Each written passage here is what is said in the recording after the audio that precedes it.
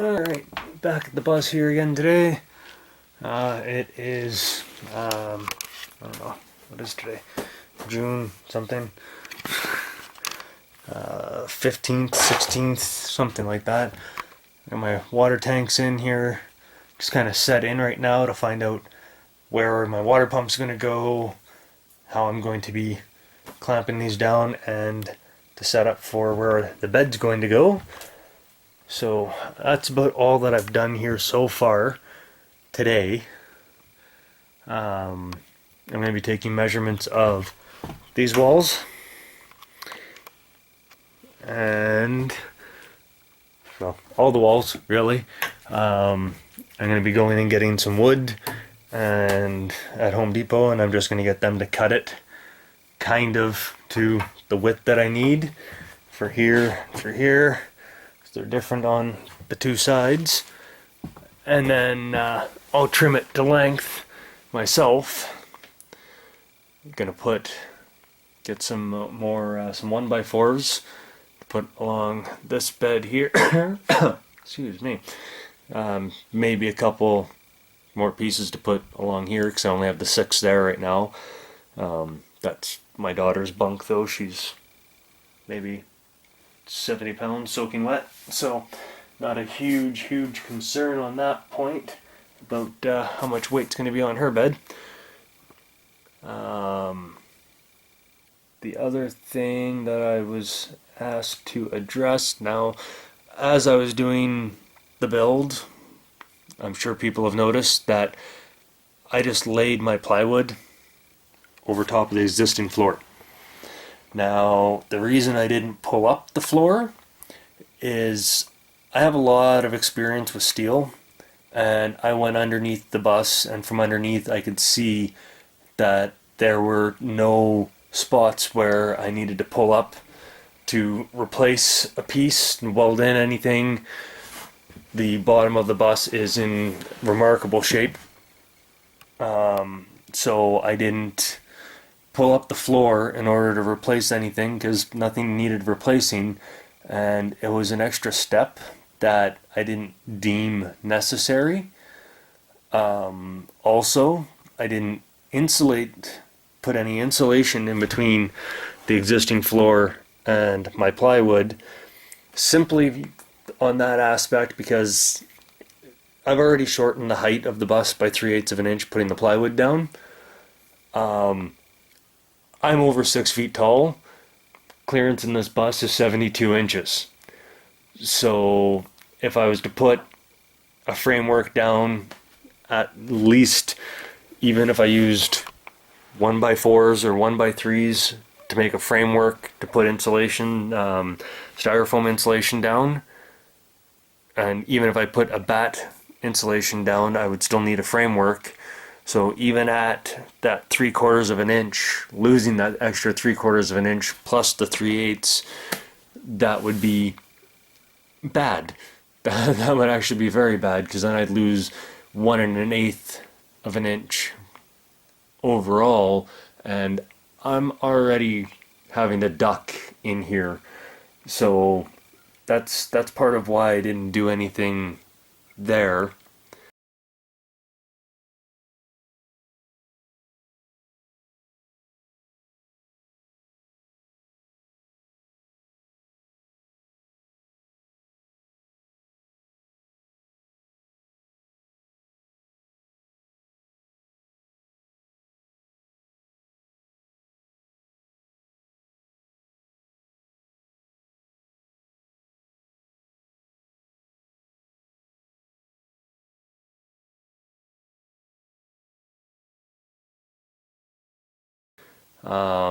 And of course in my walls I have the spray foam.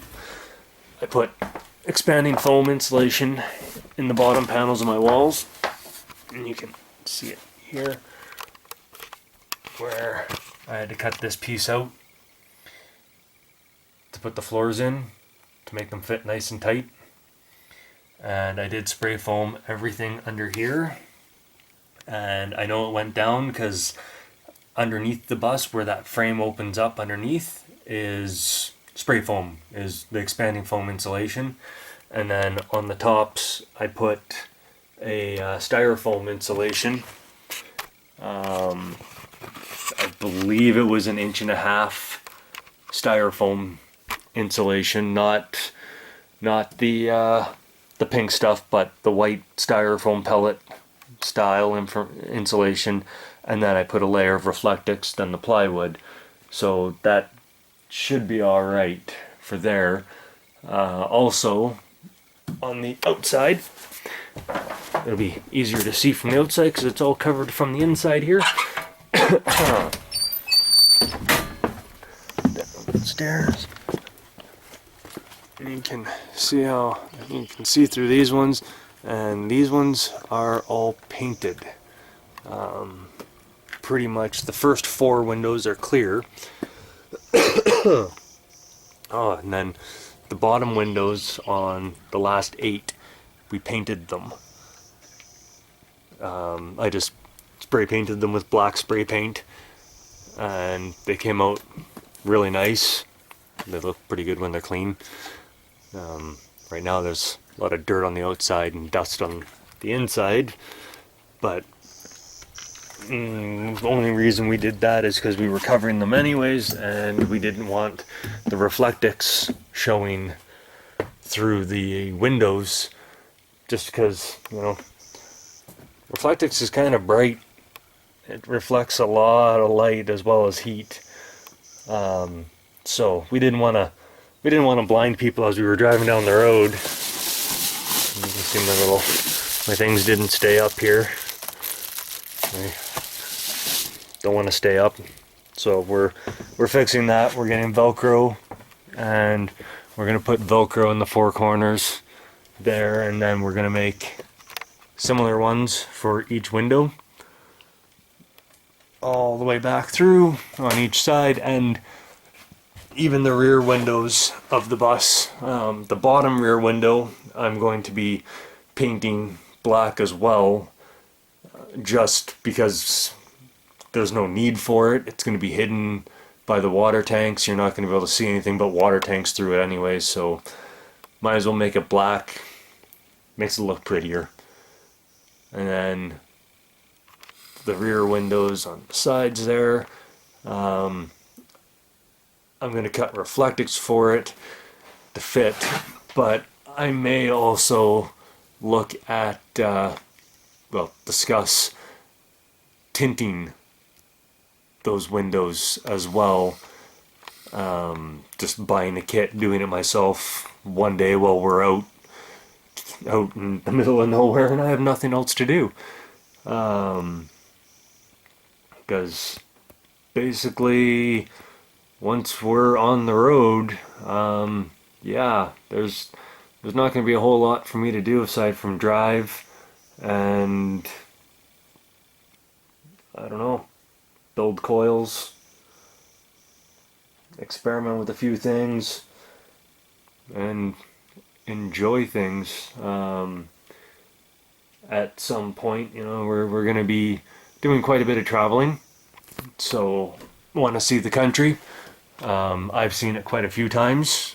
I've driven all the way from Lacombe, Alberta to North Point, Newfoundland with my mom, and you know, it's quite the trek, but doing it in something like this will be a little more comfortable than doing it in my mom's minivan 20 years ago, and it'll be a little easier for sleeping because, you know, we'll have an actual bed and not sleeping in the back seat of the minivan or the station wagon, stopping at hotels all the time. So, but yeah, so in the future there will be footage of our travels as well. We're gonna have dash cams set up. I'm hoping at least to have one in each window up front facing out, as well as 2 in the back, 1 on each side. That's my plan at least. Whether that pans out or not, I will at least have 2 in the front. And yeah, then we're hoping to get a drone and have drone footage. We're going to be in Newfoundland at some point, so there will be all the mountains, the ferry ride, all that fun stuff to record as well. And I don't remember whether or not I mentioned before, and I know I mention it quite often, about making sure you have enough power in your power inverters for whatever tools and stuff that you're running. I did get myself a 2000 watt power inverter. It works way better than the little 600. I can run my air compressor and my stereo off of it at the same time. I had the air compressor, the radio, and my sander going last week, all at the same time. So yeah, having enough power to run whatever you're looking at running, definitely an important thing to have. I mean, at this point, you've all seen the troubles that I had taking the seats out. My power inverter tripping the overload all the time, and this has made my life incredibly, simplified. So, but for right now, I'm going to figure out, kind of place my water tanks and where my water pump's going to go. I do have my water pump is here somewhere. There it is, right there. We just have a simple 12 volt RV water pump. And yeah, we've got 4 water tanks here. 3 of them are, I do believe, 38.5 gallon tanks. It's tagged here, it's hard to see, it is written right here that it is 38.5, and then this one here, which is a 28 gallon tank. Now I priced them out new, and they were almost $300 a piece. And I did no, because that's kind of ridiculous, I thought. So I went to a local scrapyard, and they had a bunch of RVs in the back. I went in, I asked them how much they sell the water tanks and stuff for out of them, and they told me $40 a piece. So I'm like, okay, I can deal with $40 a piece. So I found these 4 tanks and my gray tank, which is currently in the storage compartment underneath the bus. And I went back into the office and like, okay, well, I found the units that I want the tanks out of. They did, all right, we'll have a guy go out, get them for you. Should be ready in 4 or 5 hours. I did, no, that doesn't work for me. I was in there in the bus. I drove the bus from where, well, from outside, just a little ways from where I live, in Red Deer there, and drove to Lacombe and into Popo's. And I'm like, yeah, no, I've got my tools, got my cordless drill, and I'll go take them out myself. So they did okay. So I grabbed the 5 tanks. They had said $160 for the 4 tanks, and they ended up cutting me a deal because I went out and got them myself and gave me the 5 tanks for the $160.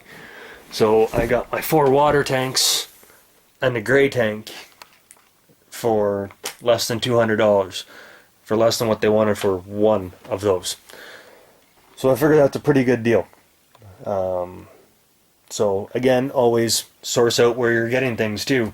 It's, having enough power to run everything is one thing, but you don't want to go broke trying to make your build. And like that's how it is, right? You gotta price things out, find the cheapest